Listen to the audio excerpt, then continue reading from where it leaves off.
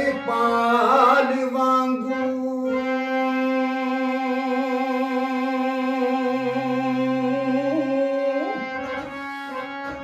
ਕਿਸੇ ਵਸਦਾ ਨਹੀਂ ਘਰ ਬਾਰ ਛੱਡਿਆ ਜ਼ੁਲਮ ਇੱਕ ਪਾਸੇ ਸਬਰ ਇੱਕ ਪਾਸੇ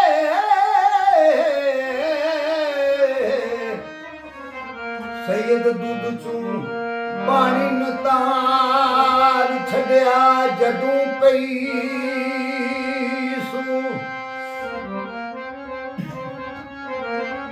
ਜਦੋਂ ਪਈ ਸੂ ਲੋੜ ਕੁਰਬਾਨੀਆਂ ਦੀ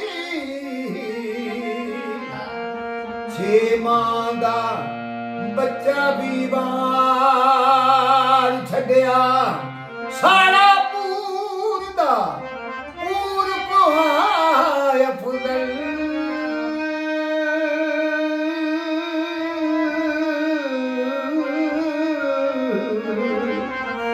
ਸ਼ਾਮ ਜਾਣ ਲਈ ਆਬਦ ਬਿਮਾਰ ਛੱਡਿਆ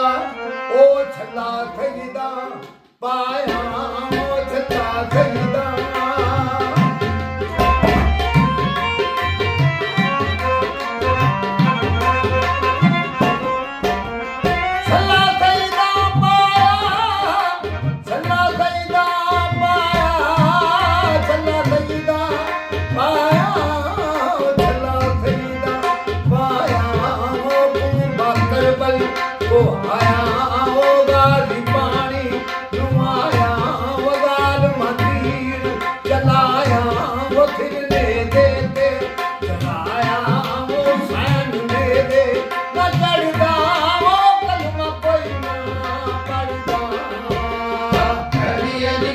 Naam